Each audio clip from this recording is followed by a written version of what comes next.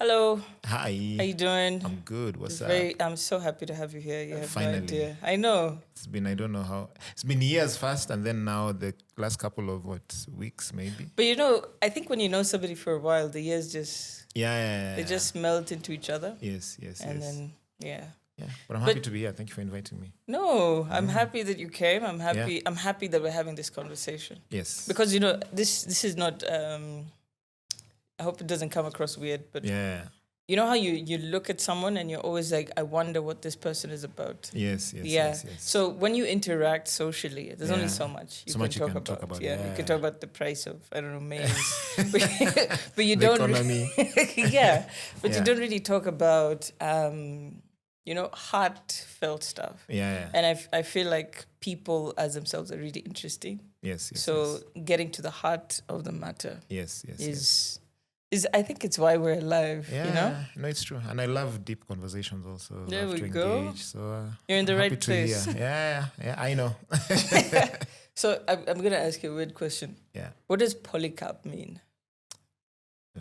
Nobody has ever asked me that in an interview. So Polycarp, I mean, it's a name I was given by my parents. Yeah. They got it from the Bible. So Polycarp was a saint in the Which Bible? Bible. I've never seen Polycarp. He's not the one of those famous saints. Oh, okay. Apparently, yeah. But Polycarp, yeah, was a saint in the Bible. I think my dad just wanted to look for a very unique name. So just like he dug deep in that Bible and found the name Polycarp. But also it's Italian or Latin for fruitful, many Oh. fruits, which actually is exactly what it is because I'm a man of many talents. And that's how it came to be. Like, I guess what you name your child is exactly what they're going to be. Yeah, and I truly believe that. Yeah. Even though you haven't asked my name, Yeah, Laura. yes. What does Laura It, mean? it, it means victory and strength, Yeah, but it okay. also means winning fame or glory Yeah. through artistic stuff. Oh, wow. Which is See your There we go. life. There we go. But Yeah. if you didn't know, Yeah. there are quite a few Polycarp Otienos online. Oh, really? Yeah. Oh, So snap. soon as good. Are they younger than me, or were they named after I me? didn't even go that far. Like this is what I'm looking Oh, for. interesting. Oh, So okay. I mean, I saw some on IG. So Yeah. I think that was I've seen a couple as fake well. account. I've Yeah. seen a couple also like. But there's a distinguished guy on LinkedIn. So Oh, is yeah. it? So I guess he's being fruitful. Oh, wherever wow. he is. Okay. I guess so. Okay. Okay. Yeah, that's what it means. Yeah. So, how you doing? I mean, you've been, I think, quite busy over the past few weeks. And, Yes. And you have something big coming up this Yeah. weekend. Yeah. Tomorrow, actually. Tomorrow. It's tomorrow. It's Yeah. I mean, Thursday. it will be another day. Yeah. By the time this is out, but it is tomorrow, How you doing? May 3rd. That's well, yeah. It's very. I don't know how to even ever start answering that question of how you're doing, but I am doing great. It's been a roller coaster. If I could maybe speak about how the year has been in this, we're in the second quarter of the year now, yeah, right? Yeah. Yeah. So the first quarter was quite intense because we were coming off our last gig as Sauti, and that was Soulfest, the end of last year. And the new year, so I like to prepare. Like I'm a morning person, I'm a Monday person, I'm just a new year person. So it's things that I really thrive in. And if I feel like I'm not ready, yeah. I never get myself to that point. So I always work to be ready when it's a new beginning, because this is a new beginning. And yeah, so it's been quite an intense, I'd say, first quarter and last month of last year. It's been about strategizing, building, just trying to really make a plan of how the future looks like in this very new, completely new grounds, new journey that none of us has ever stepped into. Yeah, and that took, it takes a lot out of you because it's like you're reimagining yourself completely. I always say all our adult lives, we've only known how to be in a certain way as a group. Like we were never individuals. And now we are at this point where we are, and I feel it's the right time. It's the right age also. So it's happening at a good time. But what people don't understand, and I also don't like explaining it a lot, but it's for all four of us, it's very deep because it's like you're starting adulting again. It's a whole completely new chapter for all of us. It's like the identity you had before is no longer your identity. It's no longer there. There's pieces of it, of course. You will walk into some place and everyone, even just now, I just came from a KBC interview and I just had Sauti Soul, Sauti Soul. So that's all I hear. But at the same time now, it's like, you're doing so many things by yourself. You have your own team, you have your own business plans, and you're still doing Sauti stuff because that's still going on because we have a lot of businesses going on. Mm-hmm. But I'd say it's like 80% individual stuff.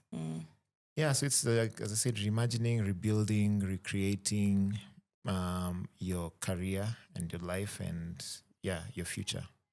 So it's very intense, I'd say. So in the beginning, as everything is in the beginning, with a lot of planning, there's a lot of things that you need to put together, align, and it could be a lot sometimes.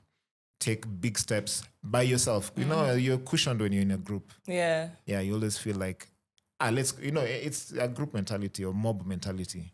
Like, okay, it's a bad example, but let's say we're going to rob that house. If you're four of you, you all go because Nothing is completely your own responsibility. So exactly, yeah. But now you're told to go in by yourself. You're like, oh. You rethink, you're like, no, I'll sit this one out. So this New Year resolution guy, this Monday guy, you have to proper, the Monday is... Has to Monday. I'm the kind of guy who can't sleep without knowing what I'm doing tomorrow. Like, I will die. I'll suffer. That's so impressive. Except Sunday. But I also have my Sundays around football and my son. So there's still kind of like a structure. But yeah, I rarely ever move without a plan. So let me take you back a little bit. So when you're starting something new, something dies. Oh, yes. And then something that you have to grow into. Oh, yeah. And it's a painful growth. So what do you have to die to? And what do you need to grow into? Hey, Laura, with the deep questions. Let me see. What has to die or what is dying is, I guess, some form of comfort that you're used to. In many ways. So whether it's so it's the life I've known since I started being an adult. Yeah. So you have to let that fade off. And I know that applies to everyone. Well, you're dependent on each other. And now you have to die. And you have to let that die and now really grow into yourself and put in all the work that you need to put in to know who you are. Because it's I don't think we even knew exactly who we were as individuals, Rarely would we even do one-on-one interviews like this. It was always a group thing. And you throw the question to whoever would answer. Or in fact, it was just like telepathy. Like everyone knows this question Chimano will answer. This one Polycarp will answer. And that aside also, a lot of change has happened in the past three years. COVID, actually. And many things died. So a nice thing that has grown also is I got a son who's 3 years old now. Literally got him 2020 during COVID. And that killed and grew so many things because you just feel like you have this heavy responsibility as a human being of this child who's fully dependent on you. And that changes, it brings out the best and the worst out of you. And I'd say something that has really grown is kind of confidence in myself. Not that I didn't have it, but it's really become something that I've had to really step into as myself and really want to be out there in a way that I want to be seen and represented. Because I say in a group, it's all of us. Nobody really knows who is who. Still, everyone, as I said, when I just walked into another interview today morning, it's still just soul. So everyone just groups you always. No one really says, hey, that's BN, that's Franz Fingers. It will happen, yes, but it's never that distinct. So now it's now stepping out and really being this individual that you want to be seen as. And now you're walking into rooms alone, you are working on stuff alone. So I'm still on the journey, to be honest. Still many things dying and others growing. And my brother, actually, Tom, my very good friend also, my best friend, I'd say, he called me 2 days ago just to reassure me, you're doing great. He's also working on the gig with me. It's like, yeah, man, I'm here with you full time. And remember, when you plant a seed, what grows, it goes down first. Yeah. Yeah, it's the roots that come out that like go into the soil. And you don't first. see that. We don't see it. You don't see it. Number one. Number two, it's probably a long process, or it's painful. But the foundation has to be laid first, and then you sprout. Yeah. So that's exactly what's happening. So I mean, I totally get that. Yeah. I mean, in a certain sense. And I wonder. I just was thinking when I listen to music, your music now, yes, and I hear you singing. Yeah. How scary was that for you? It was quite scary, but what I've realized is I'm the kind of person who jumps into challenges. Like that's how I've learned to grow in my life ever since I was a kid.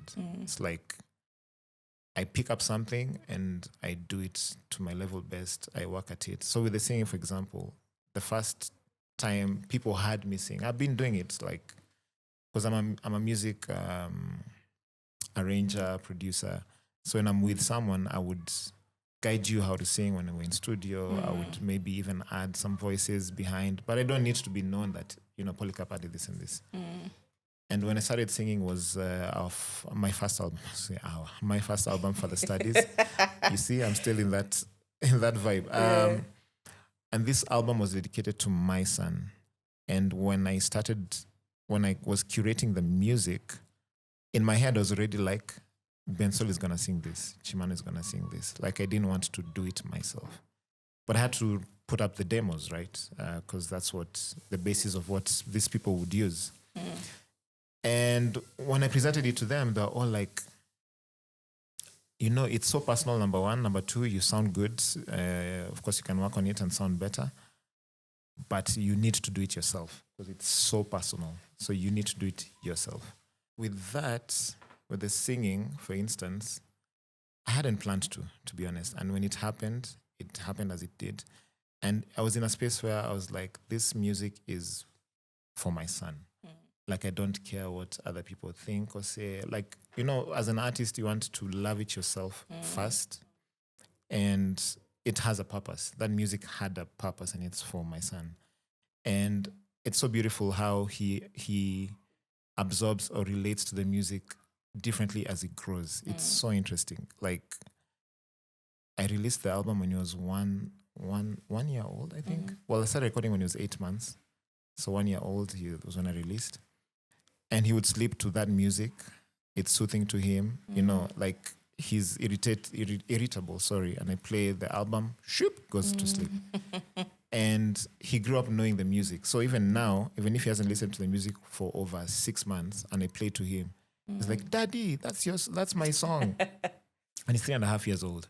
So I can imagine how the music will relate to him when he's a teenager, when he's now over 20 years old. It's all different stages where he will see exactly what I was trying to do with the music and showing him the love through the song. But back to singing, like, as I said, it's I love challenges. And how I see it, like the singing, I will now delve into really practicing a lot, working on it, just finding ways to better myself. Which maybe a normal singer or someone who already really sings will not get into that because they think I have the talent, it's fine. Yeah. But actually, they're also meant to do that because it's practice. It's you're a great footballer. You don't just go into the pitch without practicing. So it's something that you need to exercise. It's muscles that you're exercising all the time. So I look at it that way differently, and I see the improvement, and I get excited, and I want to work more. You see, like it's working, and you want to do it more and more. So. Yeah, it's just a lot of growth that comes with it also. And it's a new way of expressing. Because as an artist, I believe once you're already an artist, there's so many avenues of art that you can express yourself in over time. So I have a question when it comes to that, but before we get there, you had said before that you're stepping into the new you. Yeah. And there's certain way you want people to see you. How would you define yourself right now? Like right now, I know it's going to change probably next year. Yeah. But right now, how would you like to be known? First off, I mean, do more people call you Fancy, or do more people call you Polycarp? Yeah. How do you want to be defined right now? I'd like to be seen as someone who gives wholesome content. Is content the word? But just wholesome, content, I guess. But I don't mean content as social media. Just things that are coming out of me as very wholesome. Because I believe there are very many different sides of me that complement each other, but there are many, many. So there's, let's say, wellness in itself is separate. Fatherhood is something else.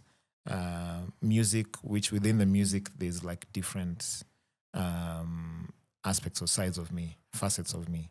So there's the producer, there's the music director, there's the guitarist, there's now a singer-songwriter. So how do you put all these things and someone sees, this whole thing is, this whole bowl is what Fancy Fingers is about.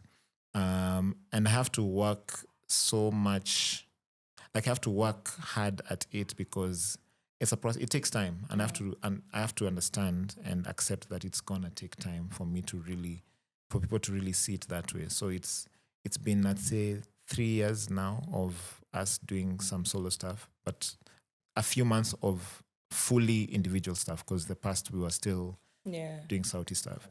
It's like a relationship. You're like, no, don't leave me now. Yeah, you know, I'm not ready. it is a relationship. It is. It is 100%, and the love is still there immensely. But yeah, it's I think even more so maybe now. Oh yeah. Oh, 100%. Like we speak to each other a lot. We are there for each other so much. So I just like to be known as I'm building this brand, as I'm also understanding it myself, because you also keep growing. So maybe you'd feel something should work like this, and you're like, nah, maybe let me switch to this side, you know. So I just want to be known as this guy who gives wholesome content or material to people, and it's all different sides of me that now make Fancy Fingers or Polycarp even. I mean, they're two different things, I guess. Whichever you want to whichever you want to go with, it's all good. Okay, so I was curious when I was listening to Love Language, which is your latest solo album. Yes. Where did that concept come from? Why Love Language? Why is there a heavy South African influence? And also, there's one song with Banana Overdose. I really want to know what the words are, what it means. but tell me about it. About the song or the album? Tell me about the album. The album, okay. So Love Language, yes, it's my latest album, as you say. It's my third solo album. I just realized I didn't even know I have 3 albums. Look at you. Crazy. So Love Language is a project that I started 2 years ago. And as we were doing a lot of solo stuff, I was really working on a lot of music. And I ended up recording a lot of female artists without even realizing it. Then it just hit me. I was like, actually, I don't think there has been an African artist who's done a project that features female artists only. But then I came to realize there's Waithaka, who's a US-based Kenyan producer, who did an album with Kenyan artists, female artists only. But mine is the whole continent. Well, parts of the continent, of course. So there are many reasons to it. So number 1, I was just working on music. Number 2, female artists are not as primed as they should be in the continent, which is something that is quite sad because the talent is immense. And in a very male-dominated industry, it's very hard for them to get by, to even trust anyone. Like you'd find a female artist only has one go-to producer or music director. And it's not like male artists where I can go jump from here to there, try this guy. But for female artists, there's sometimes a huge risk of them, being in a situation where they don't want to be in, or the male, the men rather in the industry being kind of mannerless also sometimes. And it's just hard for the female artists to have their head above water in the industry. And I was like, I mean, I've been working with a lot of female artists since I started, and it would be a great thing to just prime these female artists. Of course, even some of them are way bigger than me, but it's just a good gesture, I feel, and also being in the industry for this long, to really pick people that I feel, I didn't even pick really, but I just, kind of did, but people that I really love their music as the female artist, put them in this project together and just see where that goes. I just thought it was a really great idea, and it's doing well so far. And that's actually the main reason I did it. I could tell from the way the music came together that there was a lot of love put into it. Yes. And there was that element of enjoyment, that this is sort of a nice space to bob your head in. No, for sure. But what did you learn? Like, I mean, working with all those women, working with the different experiences, of course, that they've gone through. Yeah. What are some of the main things that you learned from working on that album? So working on that album, first of all, I discovered a new side of myself also. It's always a good thing. Yeah, always a good thing. So, like writing music, for instance, like writing words. So, within Sauti band, everybody kind of has a role, just automatically. Like, you can say we can all write, but you're like, okay, this is the best writer. This is the best writer. So it takes him two minutes. Yeah, it takes exactly. You 2 days. And we need to be efficient. Yeah, you know. So I'm like, everyone does what they're good at. Yeah. And that's what we did. But now with the solo career, you really have to dive in. Try and see if you can do it. If you can't, of course, you can still seek help, because you can't be good at everything. Yeah. Yeah, and it's not a shame to be written for music, which I don't know why people always see like it's a shame. All the big artists in the world are written for. They literally they're given music on a silver platter here. Just re-record what you hear if you like it. So... yeah, it's crazy. The perks of making it. Yeah, exactly. Yeah, it's crazy. So with that, I learned a side of myself where I had it in me anyway, because with writing, even from all the way back in school, like I was great at poetry. I was great in like English language and Swahili as well. Like I'm a linguist, and I love playing with words also. For the people who know me deep, they know I am into puns like crazy. You know, just being creative with how I think and how I write. And now I put that to use. I was like, okay, you know what? You actually have the talent, so put it into use. And just, and this album I composed, produced, mixed and mastered myself. Wow. Everything. And wrote as well. Did it give you sleepless nights? Oh, yeah. Crazy. There's even a horrible story that happened. I like those. But yeah, that's what I learned from myself. And also now working with other people that are not my band.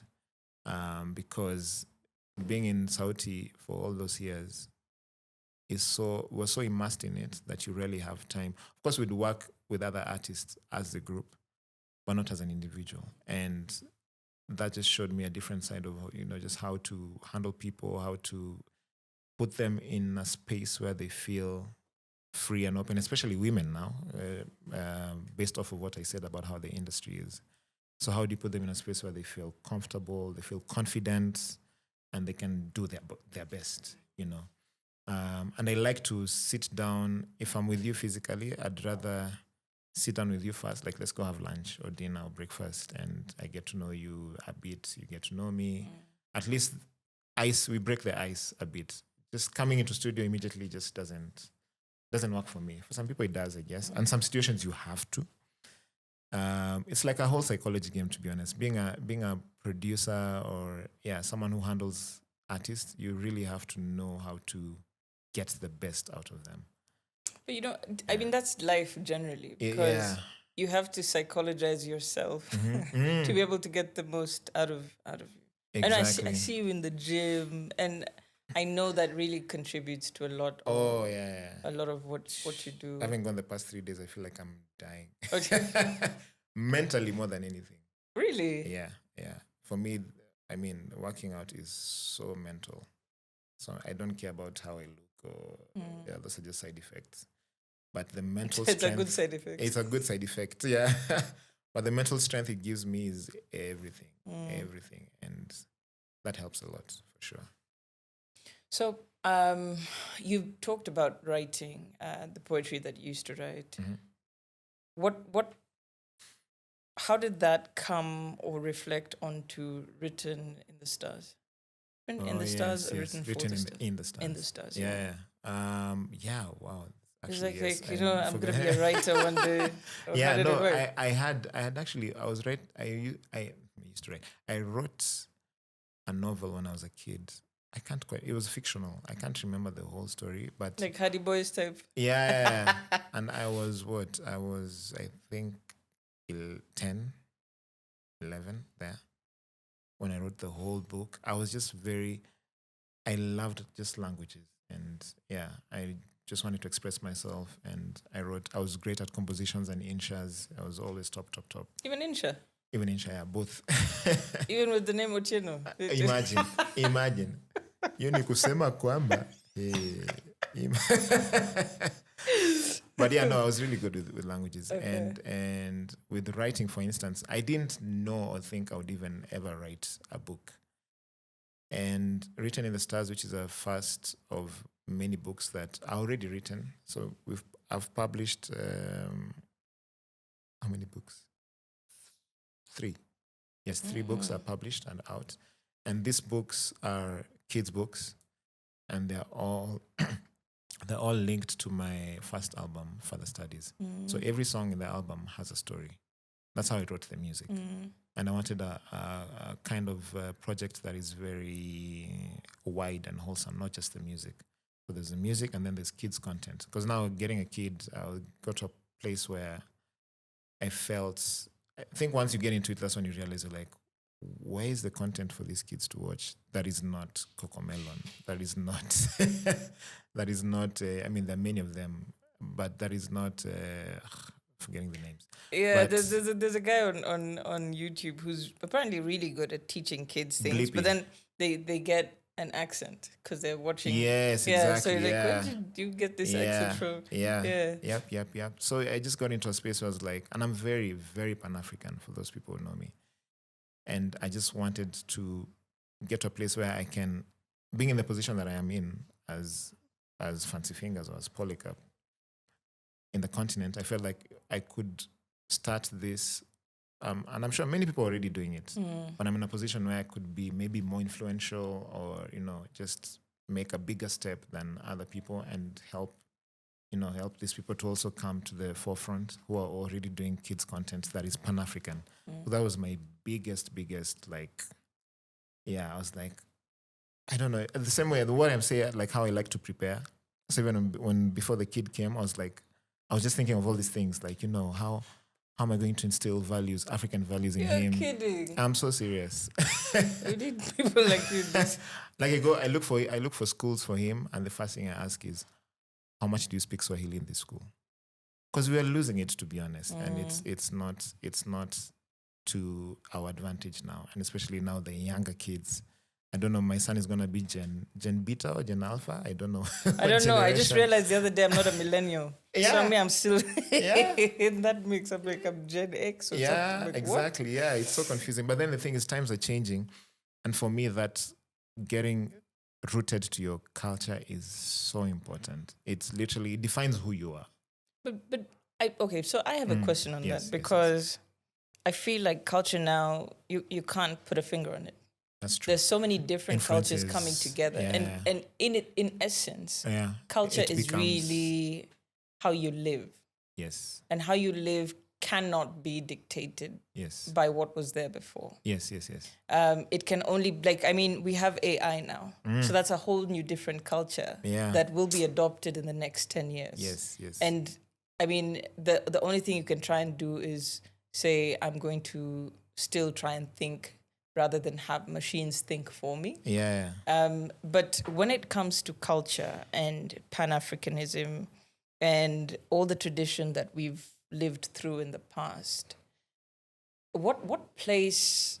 I mean, what place can we create for in a situation like that right now? Because we just have to create our own culture, and we can do it knowingly, or we can do it just sort of freewheeling. But I think one important thing that you've done, just based on what you've said, is when you're talking about why you came up with Written in the Stars, creating this specific content because you don't want it to go. Then is that the role that all of us should adopt when it comes to laying down the new culture? So I don't think I can put it on other people to do it, because you put it really well. And culture is evolving, yes. It's probably more of instilling the values that you feel, because culture literally starts in the house. And that's what my wife says. Your culture starts, your kids' culture starts in the home. Like, how do you guys relate to each other? How do you do things together? How do you, all those things. And how do you speak to each other? How do you ask for things? That is the culture. And for me, being a Pan-African, and I can't force everyone to have that mindset. So it's for me to instill. So even I came to a point when I was talking about the schools, for instance, and I can't be frustrated, but I can find ways to work around it. And I remember talking to a fellow parent and asking her, because she has like 3 kids already, and the eldest one is probably 10. And I asked her, like, how, because I know she's also a Pan-African like me, Pan-Africanist like me, and I'm like, how do you handle with schools, for example, that do not nowadays are very much into the American and the British system or the French system, which is perfectly fine because we're in the world. You want these kids to be kids of the world, and they can be anywhere in the world and they're fine. And she was like, it's the world we live in right now, and you kind of have to, no, you don't have to, you kind of accept that this is where we are, but what do you do as yourself, as a parent and at home? So even if I go to a school and ask, how often do you guys speak Swahili? Is it something that happens? Because my son grew up only speaking Swahili, went to school, it's gone down, so now it's all English. I know kids, like, it changes in 6 months, they forget a language, they pick up another.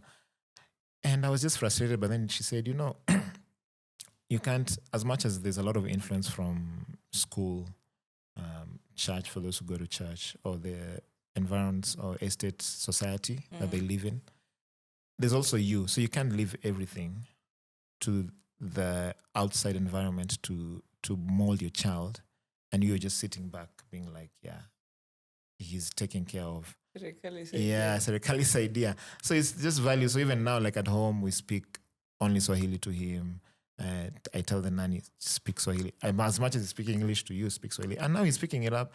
Small things like those, small touches like those. I'm a vegan. So people ask me, does your son eat meat? I'm like, yes, he does, but he eats 80% veg.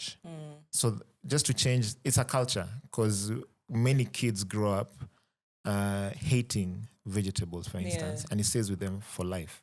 It's just recalibrating his mind and telling him that this is as important as this other one, and they grow up, he goes to a bash and asks for an apple and not cake, for instance, so it's just culture. And he loves his fruits, for instance. I love it. And it's just something that I keep working at, or we keep working at in the house. And as you say, culture is just what you make it. There's so much influence nowadays.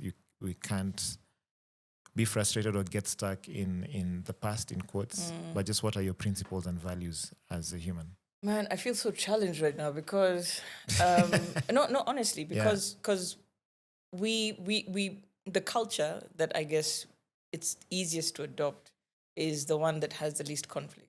Oh, yeah. So if I'm going to a party, I know what I want. Yes. I've been giving myself pep talk the entire week at home. And I get to this bash. You're on a diet. But because it's convenient and you don't want to ruffle too many feathers, you're like, okay, I'll do this. So it's so cool. Which I find myself as well in such situations.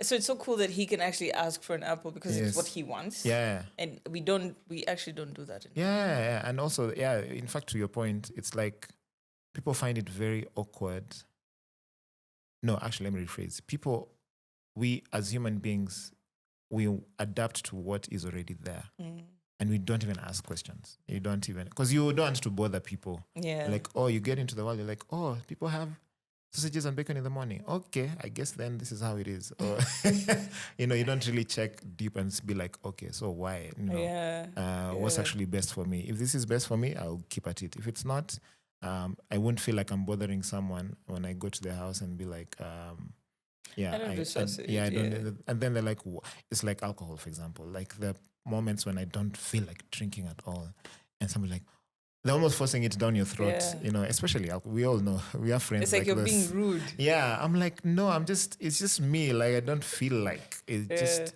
I don't want to today. So I mean, you can respect that. You don't need to force it down my throat. So it's just things like those. But you know, okay, now that you talk about that, getting to know yourself or getting to be yourself in the chaos that we live in, I imagine that it's a very integral part of making anything artistic. Yes. The vulnerability that you have to cultivate. That's a part of you. Yeah. So how do you keep that going? How do you stay grounded? Oh well, grounded. creative. Yeah, but yeah. Like how do you keep opening yourself to be creative? Yeah, creativity needs a lot, as you know, a lot of vulnerability, which now sucks everything out of you. Sucks so much out of you because you're giving so much as an artist. And then the being given back is not necessarily how you may want it. It may come in different shapes and forms and sizes. May not come at all. Or may not come at all. Yeah, it's true. Or may not come at all. Or may come as a surprise, or may come not how you feel it may come, or as you say, may not come at all. Wow, there's so many ways around this. That so what I'm very much into. I try to be into wellness a lot, and be in a space where I don't get carried away. For example, if the feedback is overwhelming or great and everyone loves you, and we've been there, like all our lives. But how do you translate that and not let that get into your head? Because it doesn't. The success and everything is not necessarily a great thing for your mental, even depending on how you absorb it. Because sometimes you can be like, come up with a hit song and you're like, yeah, I'm the best. This is what I do, and it's great and everything, and people love you. And then what they're actually doing is taking a lot out of you, and you don't realize it. Then with time, you're like, how do I refill my cup? And that could be in many ways. It could be, as I said, into wellness if you love working out or whatever. It could be travel. So what I like to do as myself, when I want to get creative, like really, really well, or I feel overwhelmed, I just leave the city alone. I go somewhere, another town. I want to go to the beach side, or I want to go to the forest side, and just be by myself for like 5 days. I could create, I could not create, whatever it is, just to fill my cup. And especially if you're an introvert like myself, it's even harder because you feel so drained after a while. Like I can only do a certain number of events a week, for instance. After a concert, after giving my all on stage, and I've given, I don't want to see anyone after the show. I'm like, I really don't want, I just want to be in my own space to just recalibrate and feel myself back. Because if I keep giving, with time you will burn out. Does it make you sad? It does. Yeah, it does. Like a good example, what I always tell people who don't see the way we see it as artists is when you're on tour. And I remember experiencing this the first time we went on tour, and we didn't understand what the hell it was. So we were all like, came from really humble backgrounds. We were 20 years old, went for our first tour in Europe. So first time in a plane, get to land in Netherlands like this, everything is just wow, like what the hell is this? Like compared to Kariobangi South, it's like something else. And then you're not exposed that much. So you feel like, hey, this is everything. This is amazing and great, and you love it. You perform, people love you and everything. Then you come back to Kenya after 2 months, and you get the airport, and you're driving on Outer Ring Road with potholes and traffic and flooding as the situation is. Mad, yeah, you get back home, everyone is asking so much out of you. They're like, you went on tour, you didn't even make money. Like, you went on tour to Europe, yeah, they're expecting you traveled. So where's the money? Your parents themselves, like your whole family are all asking something from you, but you actually don't have anything, and you've been drained. And now, as I grew older, I got to realize that there's something called post-tour depression, because you're in a crazy high when you're on tour. We were on tour last year, went to America, Europe, and Canada, and all venues are sold out. Great numbers, what we've always dreamt of, the venues that we've dreamt of playing since we started. We did them last year. And while you're on the road, you're just giving and giving and giving. And it's a high also. It's a crazy high. It's like a show every day. You perform tonight, you get on the bus, you wake up in another city. You perform, the love is great and everything. You're staying in hotels, or if you're in the bus. Then you come back home. It's like it's like you're on a crazy high. It's like you took whatever drugs, crazy high, and now the downer is a serious downer. Because now I'm comparing the two scenarios. In the beginning, when we didn't have anything, didn't have money, and now where we're making money off tour, it's still the same feeling. It's the same feeling. The post-tour depression is the same. So living the dream, is it a hoax? It is what you make out of it. It's what you make out of it. That's There'll what I'd always say. be that downer that you have to deal with. Always. Yeah, that's what I'm saying. Everyone feels like, you're traveling, you're on a high, you're performing these places, you're in this. Like, I can tell you I've been to maybe, 40 cities in Europe, but I can't remember how the hell they look like, because I did not find any time to explore. Although I try, like for me, I run in different cities my way of exploring is to run. Because sometimes that's the only time you have. You have maybe like 2 hours to do. Yeah, it's cool. Yeah, 2 hours to do anything. But even those 2 hours you're forcing, because you're actually tired. Maybe you should be sleeping, you should be resting. But you're like, no, I want to explore. Yeah, and people always think that you're having all the fun in the world. But to you, it's actually work. Like, my work is to entertain. It's my work. Yeah. It's not a hobby. It's not something that I just wake up and say, okay, I have money today, let me go to Paris and come back. So people actually go for those trips and enjoy way more than we do. Way more. Can be, yes, I saw the Tour Eiffel, but it didn't do much to me because I saw it in my hotel room. Hey. So for the rest of us, that's the Eiffel Tower. Yeah. Oh, in case you didn't get it. You speak French, right? I learned French in school a bit. Yeah, I remember. I learned German as well, but I was better in German than French. It has less conjugation. Does it? Yeah. Oh, yeah, French, everything is male, female. There's still male, female, but then it's like, it can be a whole new word when you're talking about they. So, it's true. German was actually much easier. But it sounds harder. If you speak Swahili, it's actually easier because the phonetics are that simple. Okay. Yeah, you don't have to look at the EU stuff going on. But I speak better Hindi. Better Hindi? Yeah, I speak Hindi. Oh, wow. So that's it's better than the German. That's crazy. What's the story? I grew up in India. Oh, okay. I grew up in India. Okay, nice. But, yeah. Fuck that story. Yeah. Packed. So that's interesting for me because there's all these things that we always dream that we want to do. And you see the fact that you're on tour and you can run in all these 40 cities of Europe. Yeah. As much as there's a work element to it. Yeah. At the end of the day, when you're not running in any city, you do kind of feel like, oh, it would be nice if I had another city to run in. Yes. So, this human equation, are we ever satisfied? Like, No. There's never, ever satisfaction, ever. Of course, you aspire to get somewhere, you get there. And there's a good example is even us guys when, as you're starting out, we started out, right, with Mwanzo, for instance. And our goal was like, we need to fill up this alliance, just 300 people. And you fill it up, and then it's cute. Like, okay, snap, what's the next? Okay, it's done. Maybe it wasn't as great as we thought. Okay, next. We need to tour, campuses, we do it the tour and it's great. And in a jazz zote, then you're like, maybe this is not it. What's the next? Like there's always a next. I remember even when we got our first MTV award, we're all so excited, like, oh my gosh, this is amazing. Yeah. And we were really wanted it. So like it was literally like the ultimate. Like there was nothing, we could not see beyond that that scale up there. And once you get there, you're like, oh, there's more.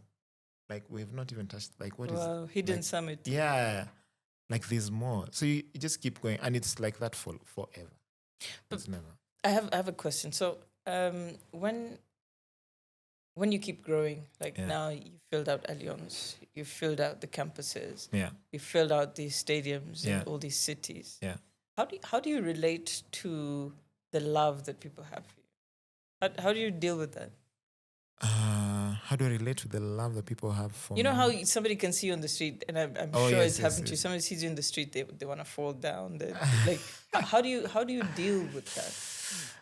I mean, it's been many years of experience, I'd say. We've literally grown steps, every step of the way. It's interesting, actually, we were just talking about it just before we started. How being in the limelight, people have this perception that they know you 100%. Like they know everything about you. They they can recognize you from behind how you're walking. From your back, they'll be like, that's Polycarp. They run and come and say hi. And sometimes you just want to be a normal person and you're like, you don't want all this drama and attention. Sometimes it feels good as a human being. It feels great to be appreciated and someone is showing love. So I guess, it's honestly, I love how the people who show love, I'm not the person who would push you away and be like, it's not the time, unless I'm with my son. I actually tell people, I don't tell them off. I just like, excuse me, I'm with my son. This is not the time for pictures or discussions or anything. I just need, because he's young. I want to give him a normal life. Don't want to be, this is Polycarp's son. It's too late, I guess. But I want to give him a normal life. But with the fun love, honestly, it's why we do what we do. And I appreciate the love always. It's just, I love it, to be honest. It's not something that I'd say I want to keep it off. And, I'm not that kind of person. Don't say hi to me. I receive it and I will say hi to you nicely and we move on. If I take a picture and we continue. Because I'm doing the music for the people. Yeah. What about when you're on stage? You know how I think there's some people who can go on stage and say Mikonoju and shout Mikonoju for an hour and nobody's going to put up their hands. But then, I mean, the fact that you could have a large crowd of people resonating to you, I always wonder how that feels, in live. It's the best feeling ever, to be honest. You feel like you're orchestrating a whole, big crowd of human beings. It's almost surreal how you make the music from your soul, deep from your spirit. It comes out as you record it, and probably in that space you're alone or you're with your boys, and you create the music and it comes out the way it does. And then it's crazy now how you go and perform and thousands of people are singing that very song that has come from deep within you. So it's that's part of the giving back that is actually really great, that it fills you up. Because as you said, as an artist, you literally give like so much that you have to be so vulnerable. You have to give a piece of your soul, literally, to the people. And receiving it back is the best thing ever. So it feels really good. I mean, we're lucky to have had all the great songs that we've had and the great concerts that we've had where people are singing along, all over the world. And that's honestly the best feeling an artist could ask for is that. Yeah. So,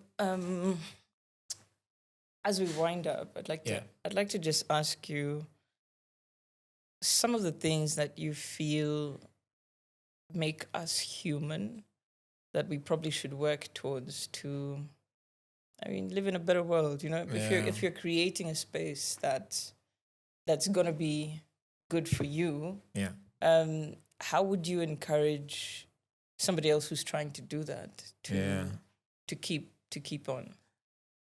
I think something that really makes us human that sometimes I feel we overlook or we forget is if we are able to treat everyone as an equal, and with that I mean, if somebody comes up to you, as you say, for example, how fans come up to you, or someone who's just someone who's coming up in the industry and just wants to speak to this person who's in quotes made it. If you treat them like an equal, then they also see themselves as that equal and they can elevate themselves. Because most of the time it's a tall poppy syndrome that we have as human beings. I don't know if it's natural or it's... Tall poppy? Tall poppy syndrome. What is that? So there's I've never heard of it. You never had tall poppy syndrome? All my millennial plus years. I've never all your like Laura, your English is like in another level. It passed me. Yeah, it passed me. That one passed you. Tall poppy syndrome is so the poppy plant, and I don't know if I'm getting this right. So the poppy plant, which I don't know if that's the one that makes cocaine. I think it makes one drug. Yeah, yeah. It's grown in Afghanistan. Yes. So there's a way I think when one grows really tall, it's kind of brought down by the others, naturally. I don't know how it happens. That's so cool. Yeah, so that's what it is. So it's a human being. As human beings, we have that syndrome where we always want people to fall. Like you see someone at the top, a scandal comes out and you don't even know any details. It's scandal in quotes, and everybody's on you, like just because you are up there, as if they don't do the same things behind closed doors. So that's what it is. So I feel like if people are treated equally, or if we treat each other as equals, just give people a chance, listen to them, light someone's candle, it doesn't dim yours, things like those. I feel that will really take us into a place as humans where things will really like look up in a way. But I don't know, maybe the world has that kind of balance where there's going to be people who are here, which is sad, to be honest. Yeah, but I think that's just how it's going to be. Yeah, but is it created by us humans or...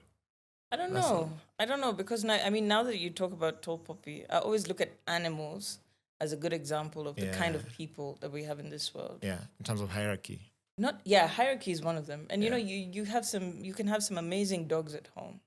But once there's one who's decided he's the guy, he's gonna mistreat all the others. But he's not a bad dog. But he's gonna mistreat the others. It's almost like there's an example for each kind of person that there is in this world. That's true. In animal and even now nature. Yeah, something is that a natural thing that I think so. Natural progression of life. I think so. I mean, it doesn't take away from them trying to learn to be like the other animals. Yeah. But you'll always find, even if you misbehave sometimes, you always find the people who misbehave with you. Like of course. There's always going to be a tribe. Your tribe, 100%. Such weirdos. That is true. But I guess, I don't know, maybe just showing love or kindness, just being kind to people, I feel goes a long way. And of course, not being over, like not getting to a point where people now use you. Like, Laura is always like this. Yeah, she won't. Yeah, let's just storm into her house. She'll be fine. No, it's don't come. Tomorrow I'm here. No, I completely get it. But I also genuinely believe that the kinder you are to people, the more equal that the way if you treat other people the way you want them to treat you, exactly. That's you're exactly actually in a better space. Yeah. And naturally, as human beings, like also as much as there's a natural progression of hierarchy and all of that, there's also that natural progression when I treat you in a certain way. You may not even treat me back in a certain way, but you'll go and treat someone else and be like, because it's a feeling that we have, because there are hormones that are produced that make you feel a certain way, and it stays in your mind and be like, Polycarp really did this to me. It was so nice. Like, it really changed my life. And you, without knowing, subconsciously, you'll do the same to someone else like that. So it's just a cycle that if it keeps going like that, then I feel we'll definitely be in a better place. Yeah. Polycarp has done a really good thing by coming to my podcast. So I'm quite happy about that. Thank you so much. Same. Thank you so much. Elated. Now we can go somewhere and eat an apple in peace. Yeah. This hunger. Sorry, I'm good. I've got some vegan food coming. No, I know. I shall wait. Thanks. Thank you so much. And I wish you all the best this weekend. Yeah, thank you. And even like as you try and find yourself, I hope you get more people like Tom who just keep bigging you up and telling you. Yeah, no, honestly, my whole team and these guys, behind the camera. Yeah. Like, it's just great to have people who are always behind you. And I try to do the same and also push them and make them do the best they can be. Be the best they can be in life. Yeah. Cool stuff. Thank you. Sana. Bless. That's how you say it in Swahili. Asante sana. Asante sana. So. Cool. Thank you.